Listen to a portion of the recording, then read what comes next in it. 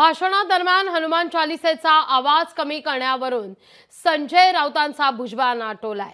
हनुमान चालीसवाला बाईंनी भुजबळ फार्मवर आता चालिसा वाचायला जावी असं म्हणत संजय राऊत टीकास्त्र टाकतायत। पाहूया। त्याच्यावरती अजित पवार साहेबांनी बोललं पाहिजे, त्यांचे नेते जे आहेत बॉस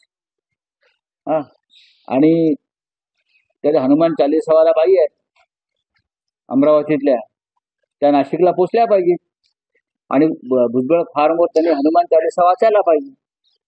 आहे का आता तुमची हिंमत? कारण भुजबळ तुमच्या पक्षाशी संबंधित आहे। तिला आणखीन एकदा मातोश्रीला पाठवण्याचा तर योग येणार आहे। ती मातोश्रीलाच गेलेली बरी आणि म्हणून कोणी कुठे जावं याच्यासाठी संजय राऊतचे मत घेण्याची काही आवश्यकता सुद्धा नाही। तिला आणखीन एकदा मातोश्रीला पाठवण्याचा तर योग येणार आहे। ती मातोश्रीलाच गेलेली बरी आणि म्हणून कोणी कुठे जावं याच्यासाठी संजय राऊतचे मत घेण्याची काही आवश्यकता सुद्धा नाही। लोकशाही मराठी ऐका, पहा, जागरूक रहा।